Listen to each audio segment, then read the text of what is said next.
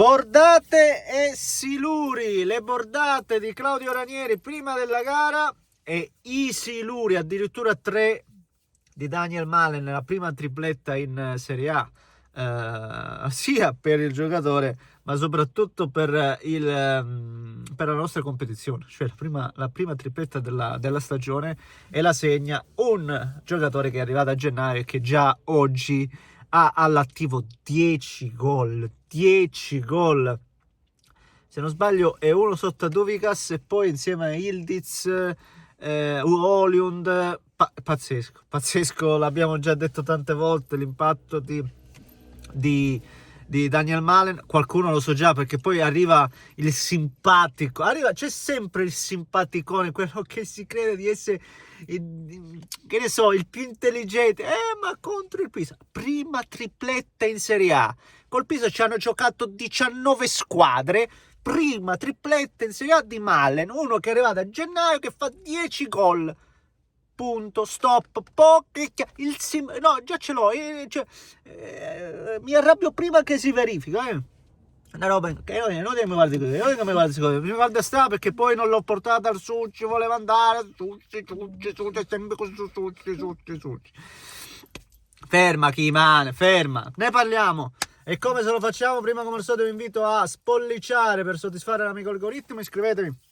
Se volete seguire i prossimi contenuti, iscrivetevi davvero, perché vedendo un po' gli insights, voi guardate i video e non siete iscritti, fate questo piccolo sforzo che non vi costa nulla ma che mi è di estremo aiuto. E inoltre attivate la campanella, perché se non attivate quella campanellina serve a poco, niente. Grazie per davvero.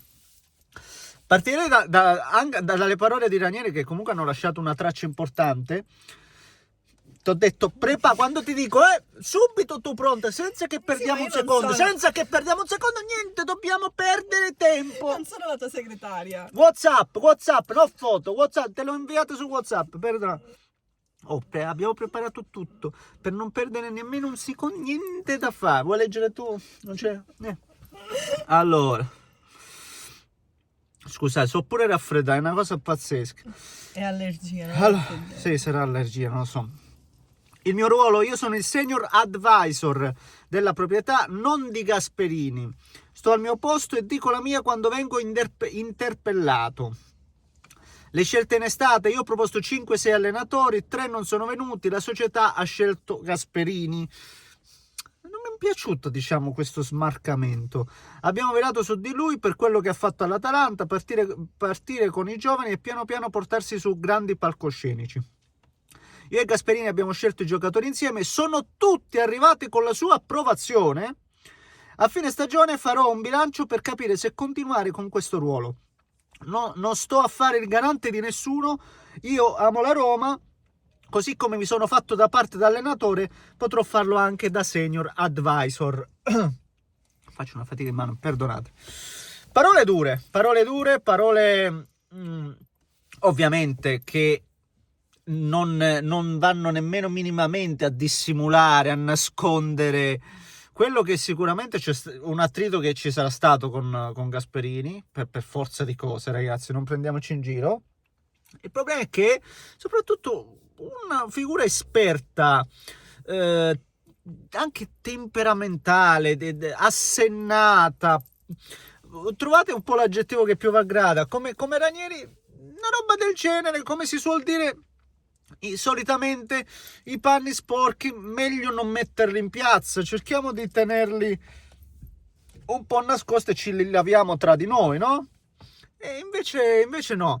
E ho visto che anche sui social c'è molto dibattito, cioè c'è molta divisione, io mi aspettavo parlare Ranieri, per forza di cose Ranieri viene idolatrato per come, per forza di cosa, per quello che rappresenta Roma, e io sono il primo ad amarlo alla follia, quindi anche io onestamente di primo acchitto dico sì, alla fine Ranieri ha le sue ragioni a dire così, perché c'è un progetto, Gasperini è stato preso per iniziare a valorizzare, ragazzi, perché questa è una cosa che va detta, cioè ed è stata ammessa dallo stesso Gasperini durante la stagione, no? Sono io che voglio magari qualcosa di più, ma la società non è che mi ha chiesto dal primo anno andiamo in Champions, se non vai in Champions via, si riparte da zero, nuovo progetto, via l'allenatore, via tutti, abbiamo fallito. No, non è così, ragazzi, non è questo, non è questo l'indirizzo che vuole prendere la proprietà, ed è giusto che non sia questo, tra l'altro, attenzione, perché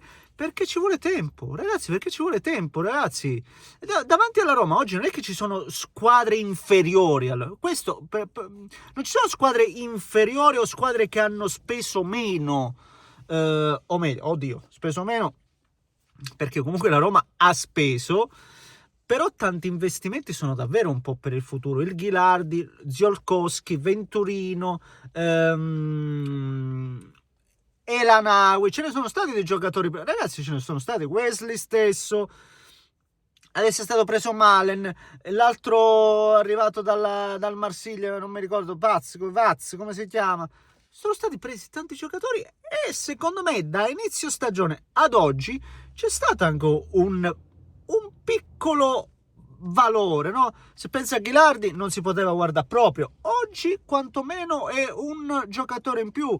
La stessa cosa mi verrebbe da dire di Ziolkowski, per cui io direi calma, cioè subito tutto gettato all'aria, tutto si è passati dal quasi qualcuno pensava allo scudetto a un certo punto, al sicuro la Champions quest'anno, adesso no, non va più bene niente, fuori tutti. No, calma, Benedetto, calma per quanto mi riguarda, perché se tu stai sempre lì a fare e poi disfi,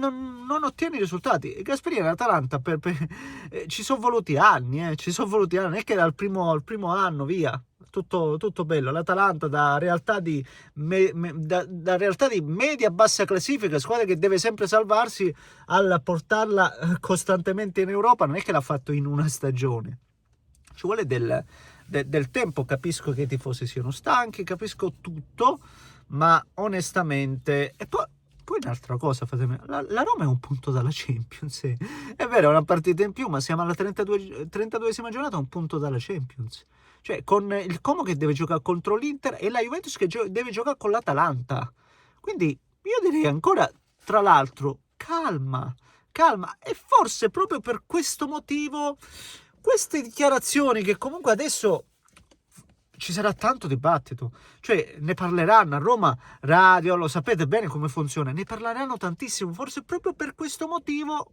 ora come ora, le dichiarazioni di Ranieri, che ripeto, io lo adoro alla follia, me le sarei un po' risparmiate, no? Avrei cercato di fare buon viso e cattivo gioco,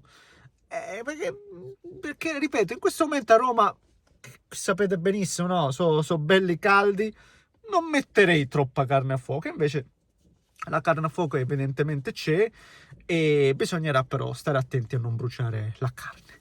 Va bene, signori, della partita non abbiamo quasi per nulla parlato, perché onestamente è stato un 3-0, è vero che poi sull'1-0 avevo avuto l'occasione a Tramoni, nel secondo tempo poi sul 2-0 comunque c'è un'occasione del Pisa, però oggi la Roma, come al solito, queste partite non le canna, non l'ha cannata, anzi l'ha giocata bene, bellissima la traversa di Pellegrini, e se devo dire dei 3 gol io mi prendo l'ultimo è veramente da attaccante, come si muove, come neanche protegge, come si mette, come lascia sfilare la palla e la colpisce, veramente da attaccante, tanta roba, e niente, un ottimo innesto per la Roma e anche per la Serie A.